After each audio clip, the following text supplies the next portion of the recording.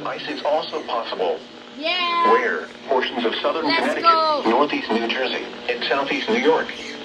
When? From 5 p.m. Saturday to 11 a.m. Sunday. I forgot to put in the battery on the Max Digital. Plan on slippery road conditions. I forgot. I'm stupid. If you must travel, keep an extra flashlight, Let's go. food, and water in your vehicle in case of an emergency.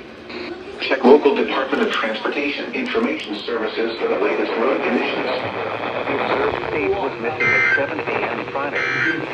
The forecast stage is missing at 7 a.m. Saturday. It's not on KCC The 31. Delaware River is Central Park. The observed stage was missing at 7 a.m. Friday. 37 degrees, with 2.7, and the relative humidity 20%. Let's go. Winter storm warning. The wind was west at 10 miles an hour, gusting to 26, producing a wind chill of 30. Yeah.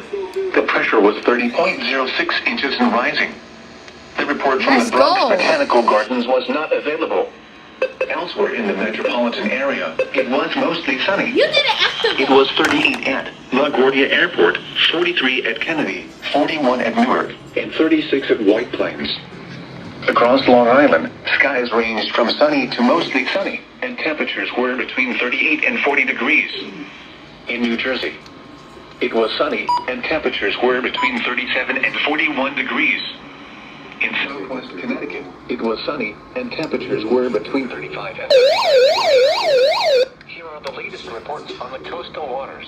At Robbins Reef in New York Harbor, winds were northwest at 23 knots, gusting to 27 knots. Let's go. That's fun. It's not even on KCC 31, bro. Total snow accumulations between 4 and 7 inches. Wait.